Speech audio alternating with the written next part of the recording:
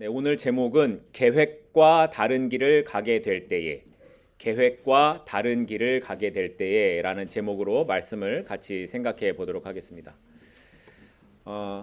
우리가 지난주에 살펴봤는데요. 성령의 보내심을 따라서 복음을 전하기 위해 안디옥 교회를 떠나 구브로 섬에 들어간 바나바와 바울은 섬 동쪽에서부터 서쪽 끝에 있는 곳까지 복음을 전하다가 바보라는 도시, 기억하시죠? 바보라는 도시에 이르게 되었습니다.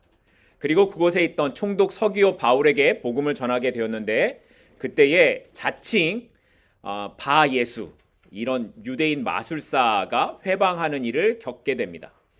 그러자 바울이 그 거짓 선지자에게 보지 못하게 될 것이다 이렇게 선언을 하고, 진짜로 그가 앞을 보지 못하게 되어서 그 일 때문에 총독이 그것을 보고 하나님의 말씀을 믿고 주의 가르침을 듣게 되었다라는 것을 살펴봤습니다. 세상은 언제나 복음을 지키는 사람들에게 거짓 마술사의 모습처럼 다가옵니다. 복음을 왜곡시키고 비틀어지게 해서 믿지 못하게 했던 것처럼, 그렇게 사탄은 오늘도 우리에게 주의 음성을 듣지 못하도록 왜곡시키고 비틀어지는 소리를 들려지게 합니다. 주의 음성이 있음에도 꼭 그렇게 살지 않아도 된다고, 이번 한 번만은 괜찮다라고 그 주의 음성을 비틀어지게 그렇게 들려지게 한다라는 겁니다. 하지만 결국 성령의 능력 앞에서 눈이 멀어버린 이 마술사의 모습처럼 사탄의 속임과 비틀어지는 그 생각들은 하나님 앞에 설 때에 다 사라질 것들 뿐입니다. 그렇게 세상의 힘은 마술사의 모습처럼 사라질 것들입니다. 그러니 우리의 진정한 힘이신 누구를 바라보라고요? 하나님을 바라봐야 된다라는 겁니다. 성도의 힘이 어디서 오는지를 분명히 알아야 한다라는 겁니다. 예수 그리스도의 이름에 진정한 능력이 있음을 믿고 살아갑시다 라고 얘기했던 게 지난주의 말씀이었습니다. 기억하시는 분도 계시고 그렇지 않는 분도 계시겠지만, 네, 아무튼 이렇게 여기까지 우리가 살펴봤는데, 오늘은 이제 그 이후에 이렇게 구브로 섬 바보라는 도시에서 성령의 능력을 경험했던 이 바나바와 바울, 그리고 한 사람이 더 있어요. 누구냐면 마가 요한입니다. 이렇게 세 사람이 이 바보에서 배를 타고 버가라는 곳으로 가게 되었습니다. 오늘 본문 13절입니다. 바울과 및 동행하는 사람들이 바보에서 배 타고 밤빌리아에 있는 버가에 이르니 요한은 그들에게서 떠나 예루살렘으로 돌아갔다. 자, 지금 여러 가지 지명들이 계속 나오고 있어요. 지난주부터 지명들이 계속 나오고 있어서 제가 오늘은 지도를 잠깐 보시고 가시는 게 말씀을 이해하는 데 좀 도움이 되겠다 싶어서 지도를 여러분들이 좀 보시면 좋겠습니다. 보시면 여러분들이 보실 때 오른쪽 끝이죠. 오른쪽 끝에 출발지인 안디옥이 있어요. 정확히는 수리아 안디옥. 그 지역이 수리아 지역이고 안디옥이라고 해요. 그래서 수리아 안디옥에서부터 출발해서 실루기아, 살라미, 바보 이렇게 진행되어져 갑니다. 보이시죠? 그리고 바보에서 배를 타고 그 다음에 오늘 우리가 살펴볼 본문인 버가라는 곳까지 오게 됩니다.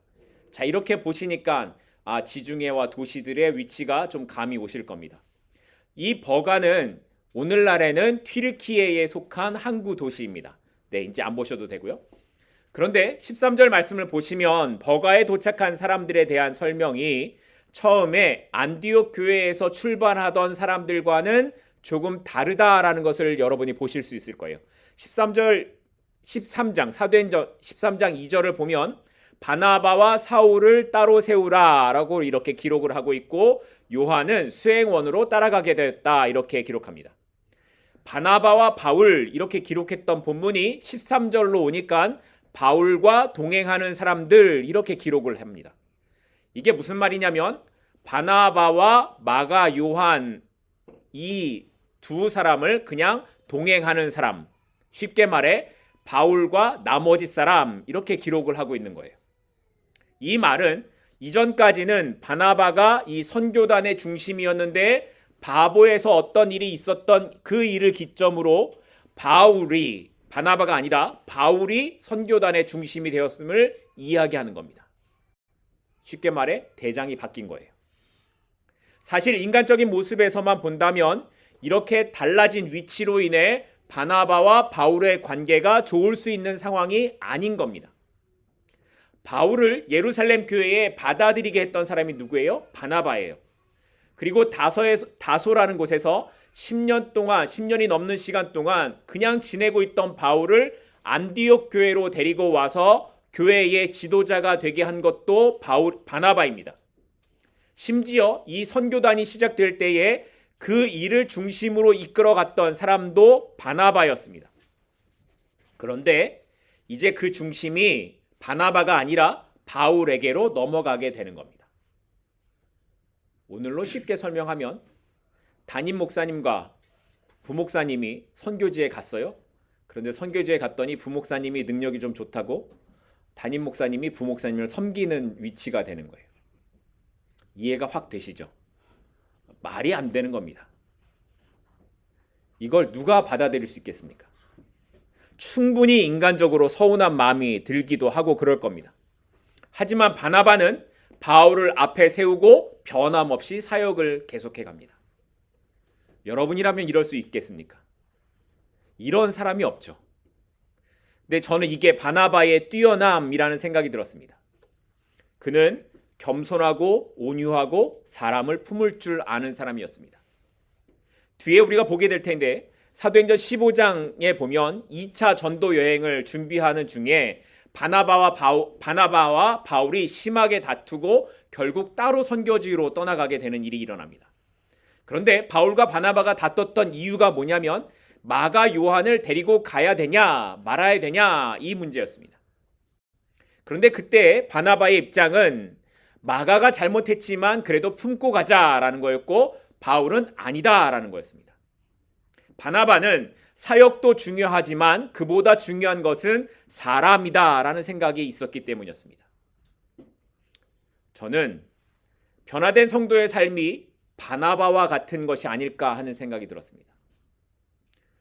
바울처럼 무언가 특별하게 일을 잘하는 것도 굉장히 중요하지만 그보다 더 어려운 게 뭐냐면 겸손하고 온유하고 사람을 품을 수 있는 성품으로 살아갈 수 있는가 하는 겁니다. 이건 정말 성령의 은혜가 아니면 할 수 없는 일이기 때문에 그렇습니다.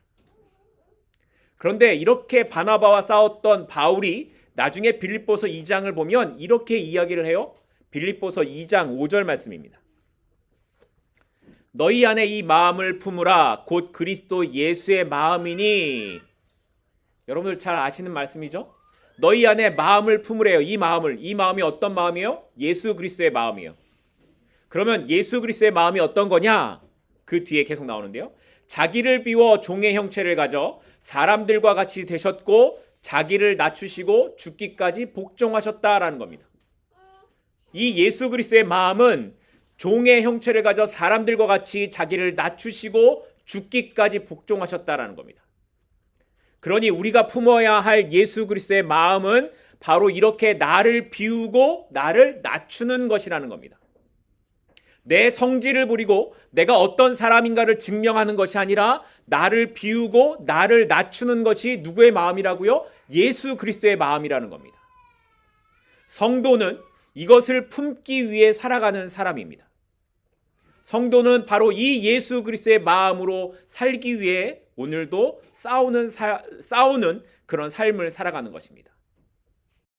뭔가 대단하고 거창한 일을 하는 것보다 이 마음을 지키는 오늘 하루를 살아가는 삶, 그 인생을 살아가는 저와 여러분이 되기를 소망합니다. 이렇게 바울을 중심으로 한 일행들이 다음 선교지인 버가에 이제 도착을 하게 되지요. 그런데 여기에서 한 가지 문제가 일어났습니다. 13절 마지막 부분인데요. 요한이 그들을 떠나 어디로 갔다고요? 예루살렘으로 돌아가 버렸습니다. 지금까지 함께 해왔던 이 요한이 전도 여행을 중간에 포기하고 예루살렘 집으로 돌아가 버리는 일이 일어났다라는 겁니다. 구브로 섬에서 복음을 전하고 바보에서 성령의 역사를 보면서 총독까지 복음을 듣게 되었던 그 모든 것을 요한도 봤습니다. 마가 요한도 봤어요. 그래서 함께 배를 타고 버가까지 잘 왔는데 갑자기 버가에서 짐 싸가지고 집으로 가겠다라는 겁니다. 도대체 무슨 일이 버가에서 있었길래 마가 요한의 마음이 변했던 걸까요? 성경은 이 부분에 대해서 알려주고 있지 않습니다. 그래서 우리가 정확하게 알 수 없지만 한 두 가지로 그 이유를 추측해 볼 수 있는 것들이 있습니다. 첫 번째 이유는 뭐냐면 버가에서 있었던 바울의 질병과 관계가 있을 것이다 라는 해석입니다. 이 부분에 대한 설명은 이제 우리가 뒤에도 살펴보게 될 내용이기 때문에 제가 앞으로 드릴 설명을 좀 잘 기억해 주셨으면 좋겠습니다. 먼저 본문 14절을 우리가 봐야 합니다. 그들은 버가에서 더 나아가 비시디아 안디옥에 이르러 안식일에 회당에 들어가 앉으니라. 보면 버가에서 더 나아가 어디로 갔다고요? 비시디아 안디옥에 갔다고 합니다. 바울과 바나바가 버가에 도착한 후에 거기서 복음을 전하지 않습니다. 그리고 어디로 간다고요? 비시디아 안디옥으로 갑니다. 당시 버가는 야외 경기장도 있고 큰 시장도 있고 신전도 있는 큰 무역 도시였다고 합니다. 지금까지 지나왔던 구브로의 어떤 도시들보다 더 큰 도시이고 버가 주변에도 많은 도시들이 있었습니다. 그러니 사람들이 많은 이 버가에서 복음을 전하고 그 다음에 다른 도시로 옮겨가는 것이 순서상 맞는 겁니다. 그런데 바울은 버가에서 아무것도 하지 않고 바로 비시디아 안디옥을 향해 갔습니다. 왜 그랬을까요? 더군다나 바울과 바나바가 갔던 이 비시디아 안디옥까지 가는 길은 보통 험한 길이 아니었다고 합니다. 버가에서 130마일 정도 북쪽에 있는 이 비시디아 안디옥까지 가려면 타우루스라는 산맥을 넘어야 했는데 이 산맥의 높이가 해발 2000m나 되고 그 길이 너무 험해서 곳곳에 강도들이 나타나는 위험한 길이었다라고 합니다. 나중에 사도 바울이 고린도후서 11장을 보게 되면 내가 복음을 전할 때에 강도의 위협을 당했다라고 이렇게 사도 바울이 고백을 하는데 성경학자들은 그 강도의 위협을 당했다라는 것이 이 타우루스 산맥을 넘어갈 때의 경험이었을 것이라고 해석을 합니다.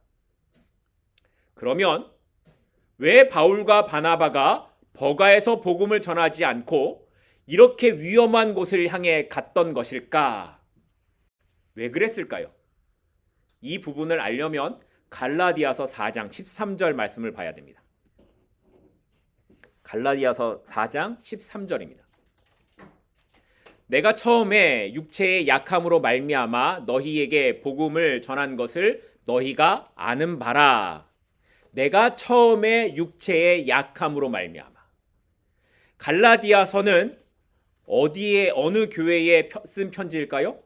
갈라디아에 있는 교회들에게 사도 바울이 쓴 편지입니다. 그리고 갈라디아 교회는 한 교회를 지칭하는 것이 아니라 바로 사도 바울과 바나바가 올라갔던 그 험한 산맥 위에 있던 도시들, 비시디아 안디옥, 그리고 이고니온, 루스드라, 이 교회들을 다 합쳐서 말하는 것이 갈라디아 교회들입니다.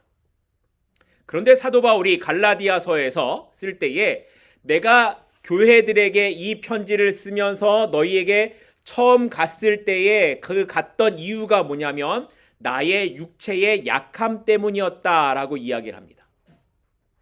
나의 육체의 약함 때문에 내가 처음에 너희들에 갔던 거야 라고 이렇게 얘기하는 거죠.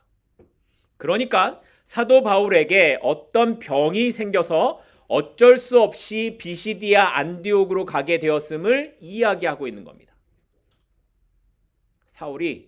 사도 바울이 어떤 병에 걸렸어요. 어떤 병에 걸렸길래 그 험한 산을 올라서 갈라디아 지역으로 갔던 걸까요? 우리는 보통 사도 바울의 가시라고 하면 안질이라고 하기도 하고 아니면 역질 이런 것 여러 가지 이야기들 합니다. 간질이라고 얘기를 하기도 하죠. 그런데 사실 이런 이야기들에는 근거가 없습니다. 더군다나 오늘 말씀에서는 더 그런 이유를 찾아볼 수가 없습니다. 만약에 안질이라든가 간질이라든가 이런 질병 때문이라면 오히려 그렇게 위험하고 험한 산길을 올라가는 게 아니라 여기에 머물면서 회복을 해야 하는 것이 더 맞지요. 더 넓은 도시, 더 큰 도시에서 있는 게 맞습니다. 그래서 학자들은 사도 바울이 버가에서 아팠던 것은 간질이나 이런 부분의 질병이 아니라 그 당시에 유행했던 풍토병에 걸려서 어쩔 수 없이 고산지대로 올라가야 했을 것이다 라고 해석을 합니다. 당시 1세기에는 의술이 발달하지 않았으니까 풍토병에 걸리면 약이 없었습니다. 그래서 사람들이 어떻게 풍토병을 치료했냐면 그 지역과 반대되는 기후가 있는 곳으로 옮기는 것이 유일한 치료법이었다고 합니다. 그러니까 지금 습하고 더운 지중해 기후가 있었던 버가에서 시원한 고산지대인 비시디아 안디옥으로 가야지 이 병이 낫겠다라고 생각했다라는 거죠. 그래서 이렇게 바울은 버가에서 병에 걸리고 험한 타우루스 산맥을 올라가는 계획을 세우고 그 길을 가려고 했던 겁니다. 자, 이런 상황들을 누가 옆에서 보고 있는 거예요? 마가 요한이 보는 겁니다. 바울이 병에 걸리고 이제 강도들이 나타나는 그 험한 산길을 올라가는 것, 그런 계획들을 세우고 있는 이야기를 들으면서 마가 요한은 엄두가 나지 않는 겁니다. 자신이 병에 걸릴까봐 겁이 나기도 하고 내가 어떻게 그 강도가 있는 곳을 갈까 하는 생각이 들었던 겁니다. 그래서 요한은 버가에서 집으로 돌아가겠다라고 생각했을 것입니다. 사실 마가 요한은 우리가 전에 살펴봤듯이 예루살렘에서 비교적 잘 사는 집의 아들이었습니다. 도련님인 거죠. 사도행전 12장을 보면 우리가 살펴봤는데요. 베드로가 감옥에서 나온 다음에 성도들이 모여서 기도하는 집을 찾아갑니다. 그때 성도들이 모여서 기도했던 장소가 어디냐면 마가 요한의 어머니 마리아의 집이었습니다. 사람들이 모여서 기도하고 있었다라고 하니까 집의 크기가 작지 않았을 것이고 더군다나 2000년 전에 집임에도 불구하고 이 요한의 집에는 대문도 있어요. 또 여종이 나와서 문도 열어주니까 종도 있습니다. 그러니 이런 상황들을 보면 마가 요한은 부유한 가정에서 자랐다라는 것을 짐작할 수 있습니다. 그런데 지금 마가 요한이 겪고 있는 일들이 뭐예요? 자신이 한 번도 경험하지 못했던 고생을 하고 풍토병에 걸린 바울을 보고 있습니다. 그럼에도 바울과 바나바는 강도의 위험이 있는 험한 산맥을 올라서 계속 전도를 하러 가겠다라는 계획을 세우고 있습니다. 마가 요한은 처음에 복음을 알고 헌신한 마음이 있었던 것이 사실입니다. 그래서 바나바를 따라서 안디옥 교회까지 왔고 복음을 전하기 위해 헌신하여서 선교 여행에 따라 나서기도 했던 겁니다. 그런데 어렵고 힘든 상황을 만나게 될 때에 그의 마음이 변했던 겁니다. 이것이 마가 요한이 돌아갈 수밖에 없었던 첫 번째 이유라고 생각할 수 있을 겁니다. 두 번째, 마가 요한이 예루살렘 집으로 돌아간 이유를 생각해 본다면 바나바와 바울의 관계 때문이라고 생각할 수 있습니다. 사실 마가 요한과 바나바의 관계는 그냥 아무런 관계가 아닌 것이 아니라 친척의 관계였습니다. 골로새서 4장 10절을 보면 우리말 성경에는 마가 요한이 바나바의 생질, 조카라고 기록을 하고 있는데 영어 성경이나 원어로 보게 되면 사촌지간이었다라고 기록을 하고 있습니다. 그러니까 이 바나바가 자신의 사촌 형이기 때문에 이 마가 요한은 쉽게 바나바를 믿고 따라 나섰다라는 거죠. 그런데 지금 버가에 이르러서 어떻게 됩니까? 바울이 주도권을 잡고 이 선교단을 이끌어 가기 시작하는 겁니다. 그래서 아마 이 마가 요한에게 불만이 생겼을 것이고 버가에서 무리하게 이를 밀어붙이는 바울의 리더십에 불만이 생겨서 돌아가지 않았을까라는 해석을 하는 학자들도 있습니다. 아무튼 첫 번째 이유이든 두 번째 이유이든 간에 아무튼 이렇게 마가 요한이 선교 중에 짐 싸서 집으로 간 이 일로 인해 사도행전 15장을 보면 바울과 바나바가 2차 전도 여행을 준비하다가 다투는 일이 일어납니다. 바나바는 마가 요한을 데리고 가자고 하고 바울은 지난번에 그렇게 돌아갔으니 그런 사람은 데리고 갈 수 없다 이렇게 이야기를 합니다. 결국 바나바와 바울이 심하게 다투고 각각 다른 선교의 길을 가게 되는 상황까지 이르게 됩니다. 누구 때문에요? 마가 요한 때문입니다. 자, 마가 요한은 이런 사람이었습니다. 그런데 마가 요한이 여기서 끝나지 않고요. 마가 요한의 삶의 결론이 어떻게 끝나느냐? 디모데후서 4장 11절입니다. 디모데후서 4장 11절입니다. 내가 올 때에 마가를 데리고 오라. 그가 나의 일에 유익하니라. 사도 바울이 로마 감옥에 갇혔을 때에 사도 바울의 마지막 편지가 뭐냐면 디모데후서예요. 그러니까 사도 바울이 죽기 직전에 쓴 편지가 디모데후서입니다. 그런데 그 죽기 직전에 쓴 마지막 편지에서 사도 바울이 뭐라고 얘기하냐면 마가를 보고 싶다라고 얘기합니다. 그가 나의 일에 나에게 가장 유익한 사람이라고 이야기까지 하기도 합니다. 그리고 골로새서 4장을 보면 바울은 마가 요한이 자신과 함께 감옥에 갇혔었다라고 그렇게 기록을 하기도 했습니다. 그렇게 사도 바울의 인정을 받은 마가 요한은 나중에 마가복음을 기록한 사람이 되었습니다. 인정을 받게 되죠. 마가 요한의 삶이 달라졌기 때문일 겁니다. 우리는 언제나 넘어질 수 있습니다. 예수를 믿는다고 고백하고 심지어 헌신했다고 해도 우리는 마가 요한처럼 힘든 상황을 만나면 도망치고 피하는 모습이 얼마든지 나타날 수 있습니다. 모든 성도들이 사도 바울처럼 그렇게 살아갈 수 없는 게 사실입니다. 하지만 넘어진 자리에서 다시 일어나서 다시 주님의 길을 가게 될 때에 우리는 마가 요한처럼 주의 일에 유익한 자로 주님께서 부르시는 자로서의 삶을 살아갈 수 있게 되는 겁니다. 우리는 완벽할 수 없습니다. 에이, 교회 다닌다면서 뭐 저래? 장로라면서 어떻게 저렇게 살 수 있어? 아니, 목사님이 저럴 수 있을까? 네, 그럴 수 있습니다. 그래서 교회인 겁니다. 교회는 거룩해진 사람들이 모이는 곳이 아니라 십자가의 은혜 때문에 거룩하게 살려고 하는 사람들이 모인 겁니다. 그래서 마가 요한처럼 실패와 실수와 잘못이 있는 사람들이 있을 수 있는 겁니다. 여러분 역시 저 역시 얼마든지 그런 사람들입니다. 그러니 외면하고 정죄하기보다 기다려주고 기도하고 말씀으로 세워가야 합니다. 그것이 주님이 기뻐하는 모습, 교회의 모습이기 때문입니다.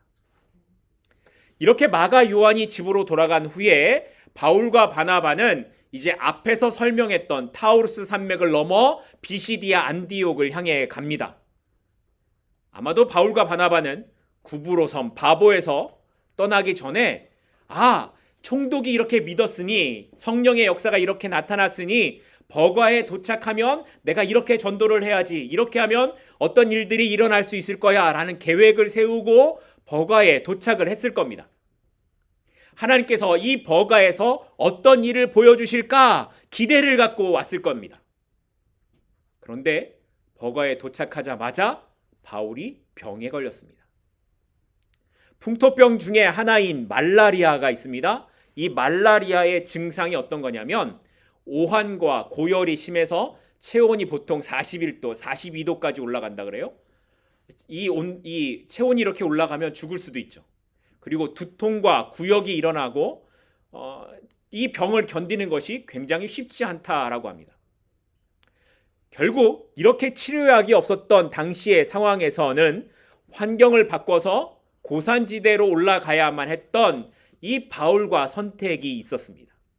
그리고 이것은 그들에게 쉽지 않은 결정이었을 겁니다.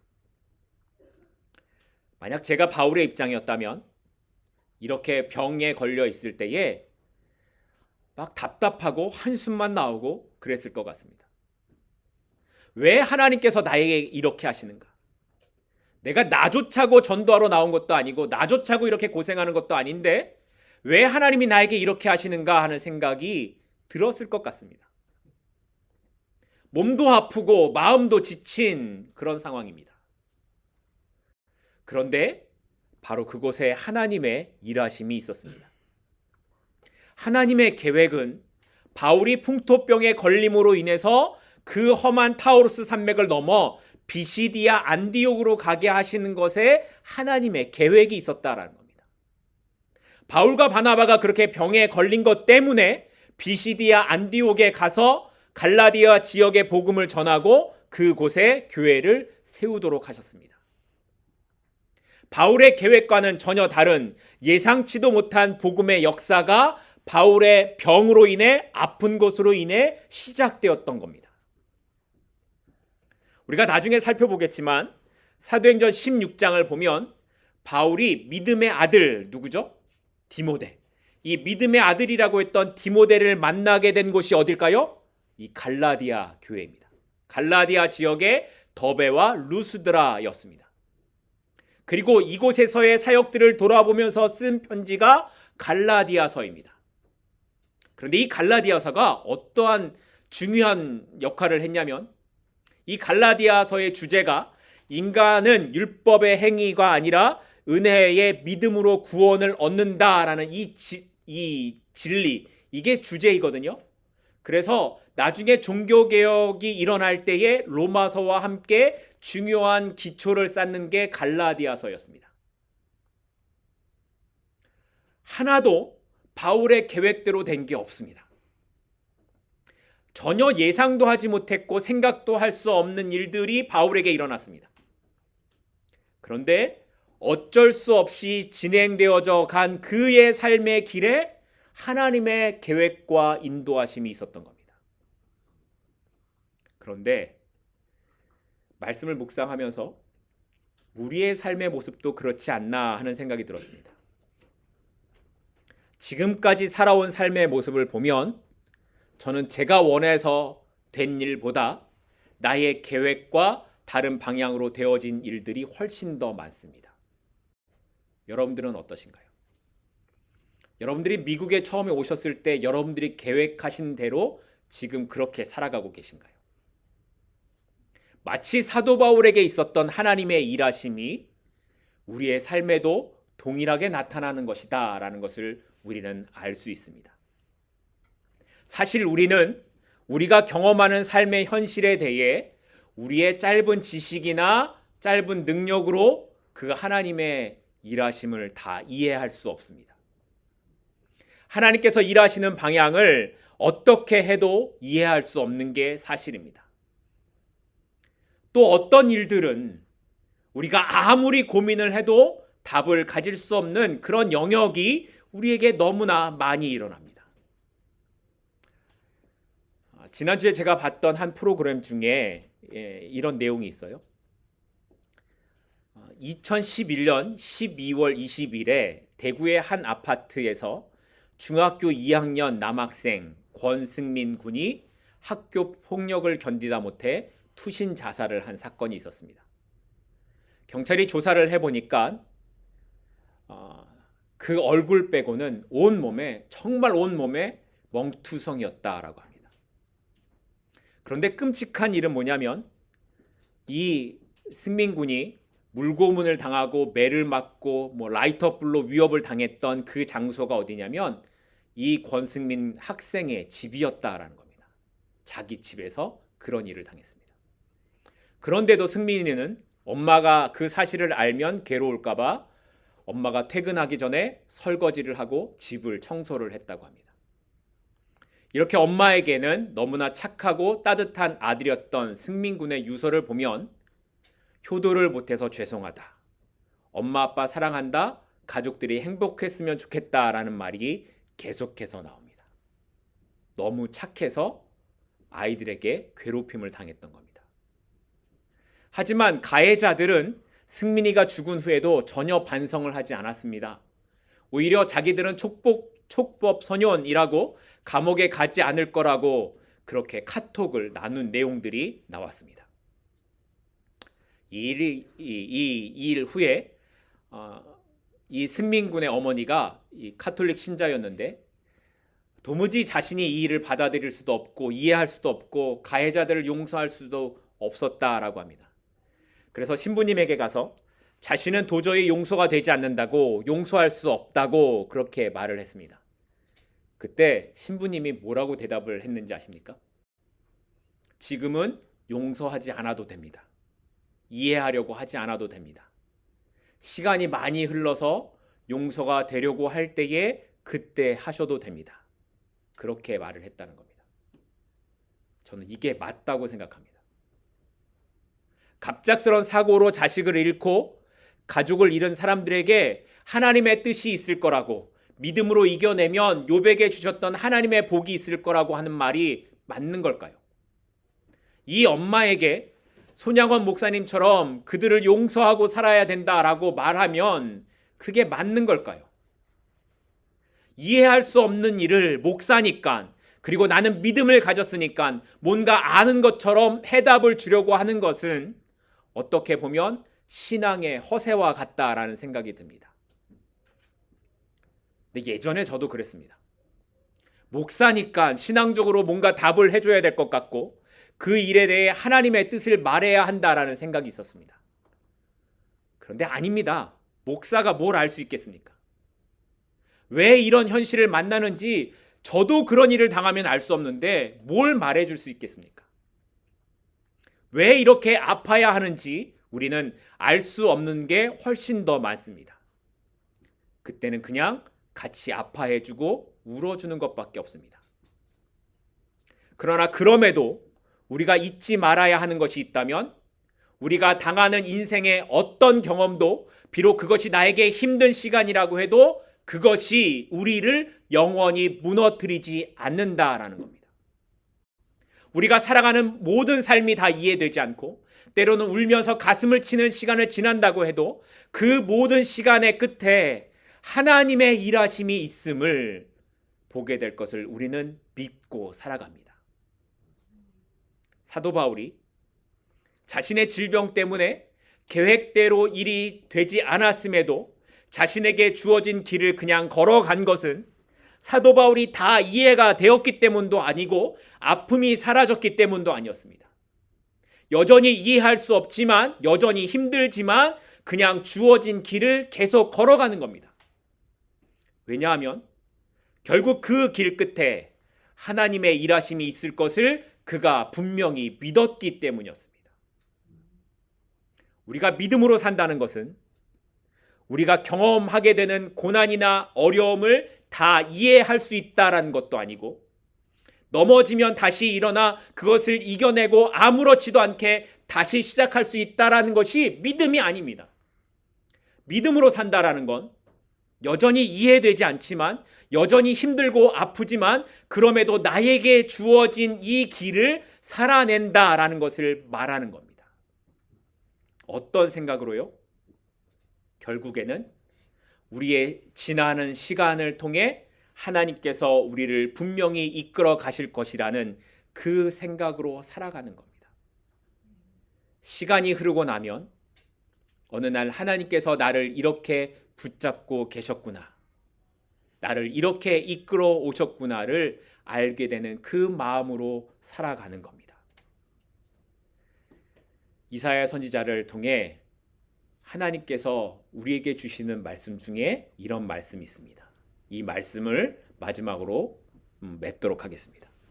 이사야서 49장 15절 말씀입니다. 이사야서 49장 15절입니다. 여인이 어찌 그 젖먹는 자식을 잊겠으며 자기 태에서 난 아들을 긍휼히 여기지 않겠느냐. 그들은 혹시 잊을지라도 나는 너를 잊지 아니할 것이라. 그들은 혹시 잊을지라도 나는 너를 잊지 아니할 것이라. 하나님께서는 하나님의 택하신 백성을 잊지 않으십니다. 우리가 잊을지라도 하나님께서는 저와 여러분을 잊지 않으십니다. 비록 지금은 이해할 수 없는 시간을 지나갈지라도 우리의 아버지 하나님은 우리를 잊지 않으시고 우리를 가장 완전한 길로 인도하실 겁니다. 기도하겠습니다.